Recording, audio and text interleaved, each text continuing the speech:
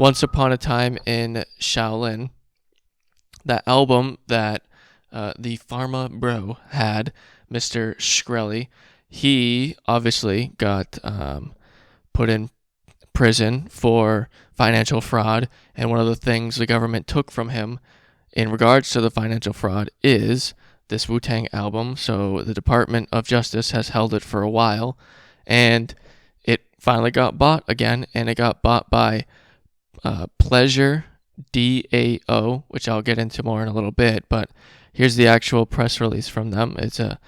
There is no more storied, iconic, and historic piece of physical music on earth than the single copy of Wu-Tang Clan's unreleased album, Once Upon a Time in Shaolin.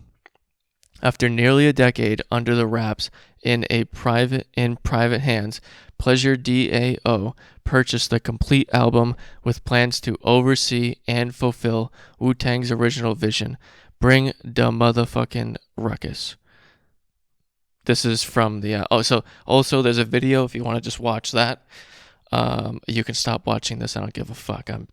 Fuck you. I gotta get out of my fucking dictionary. YouTube video, it's about 5 minutes talking about why they did it, but I'm going to continue to read the article because I'm not going to play a video and react to it. The 2 CD 31 track album has conceptualized, I'm retarded, and then produced, was conceptualized and then produced alongside RZA, secret cover over the course of 6 years starting in 2007, and includes every Wu-Tang member in the Wu-Tang Clan. Old Dirty Bastard, who died in 2004. Once completed, they pressed a single copy to be encased in a leather-covered box with an interior nickel silver-plated box within a box within a box, made by British Moroccan artist something. Ownership of I'm not pronouncing names that I can't fucking pronounce. I'm not fucking it up. Ownership of this monument is accomplished by strict legal repercussions against any improper digitization or distribution of the work. The history between inception and the present of Once Upon a Time in Shaolin reads like Pulp Fiction. Martin Shkreli, aka whatever. In 2018, a court ordered forfeiture of Shkreli's assets, which included Once Upon a Time in Shaolin. The album sat in a temperature-controlled vault in the basement of the Department of Justice until now.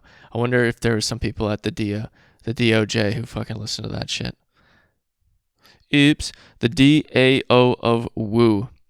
Philosophically, Wu-Tang Clan is an OG DAO, a collective formed to reach beyond the limits of a single individual, collaborative in nature to fulfill a higher purpose, yet allowing individual members sovereign freedom to act on their own accord.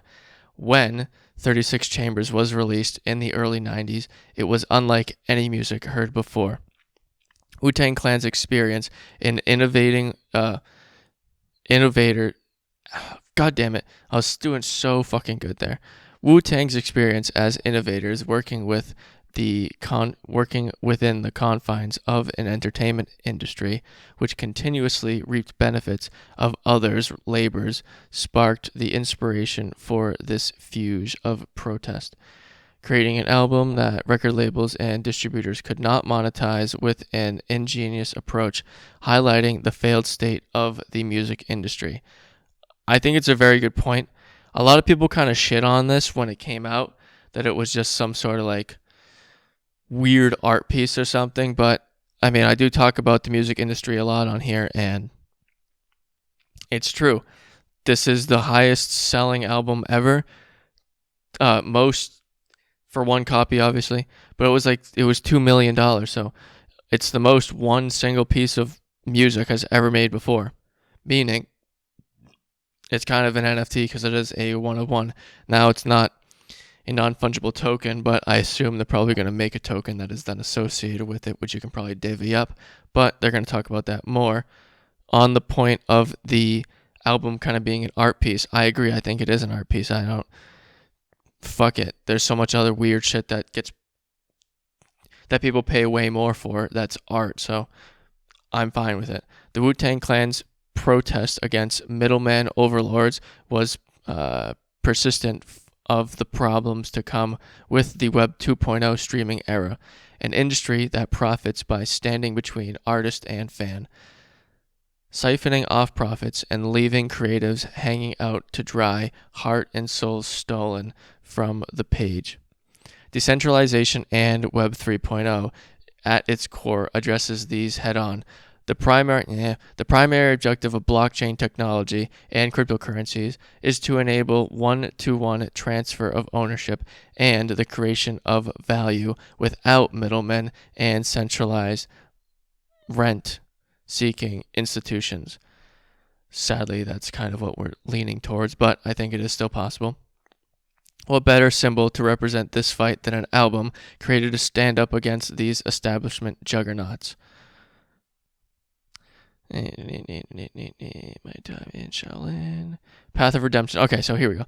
We believe the next chapter of this incredible story of this album should be Web 3.0 native, although we are bound to legal agreement underpinning this work of art and may not be able to duplicate and share the music digitally.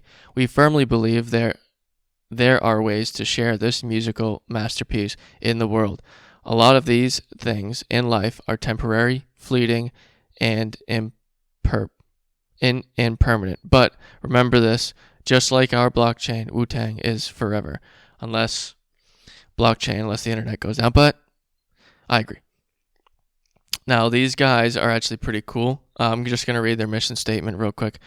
PleasrDAO is a collective of DeFi leaders, early NFT collectors, and digital assets that digital artists who have built a formidable yet benevolent, Jesus Christ, if you're listening to this for the first time, I'm sorry, benevolent reputation for acquiring culturally significant pieces with a charitable twist. I should get a sign that says, if you're listening to this, I'm sorry. Just like the first time the student driver ones.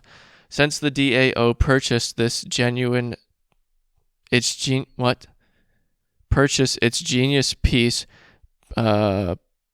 people, Uniswap, 3 NFT, whatever. The DAO has revolved and elevated its mission to collect digital art that represents the fund's important ideas, movements, and causes that have been memorialized on-chain as NFTs.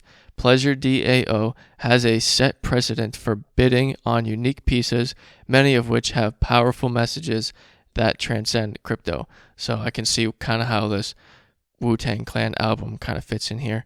It's not on it's not an NFT yet, but I'm sure they're going to do something with it. Dubbed as an art collecting empire, the DAO is experimenting with novel concepts in digital and community art ownership. Its members are exploring ideas such as fractionalizing iconic pieces to distribute them to and to be owned by. So fractionalizing is we break it up into pieces, not literally, but I mean maybe in some cases literally, but you fraction it up and then you can buy pieces of it and then people can own those pieces and then the value of the full thing goes up, those pieces' value goes up with it. However, beyond just shared ownership of these pieces, the collective plans to apply creative innovations within DeFi to add and disseminate value. In a way, DAO is a platform and collective experimentation that the nexus of community ownership, DeFi, and digital art at the nexus of community ownership, DeFi, and digital art. In essence, DAO's modus operandi, gosh, I had that right before I was reading this too, is to buy and fund culturally significant pieces, the Wu-Tang album, and then create something fundamentally additive to the soul of the piece before sharing it back with the community. So that's the Wu-Tang album. Fits in there. I did look into this more. I think it's really cool. I'm gonna look into it more. I don't know how. I don't think I can become a part of it. But a DAO is a decentralized uh, authority network. No, decentralized. I'm just gonna look it up because I'm not a fucking idiot. But I think that stuff like this is supposed to be the future. Decentralized autonomous organization. Obviously, the guy who was in the video is one of the leaders of it. So I don't know how much, but oh shit, what? A unique signed work combines the entirety of the landmark court decision ruling National Security Agency mass surveillance violated the law with the iconic portrait of whistleblower and Platon used with permission. It's only known NFT produced by Snowden. Produced using open source software, this auction is on behalf of Freedom of the Press Foundation. This is sick. So this is one of the NFTs they own, which that's fucking sick. Additional details, that's just more token IDs.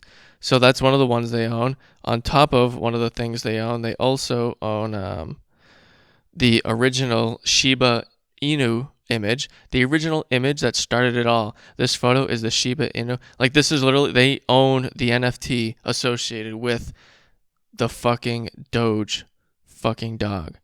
Doge, like they own the Doge. They own that image that everyone uses. Was taken by her owner on February 13th, 2010, after sharing it to her personal blog alongside a series of other famous images under the title Taking a Walk with the Shibo Chan. Shabu Shu Chan. Whatever. These photos went on Kickstarter to the kickstart the Doge meme and have calculated the does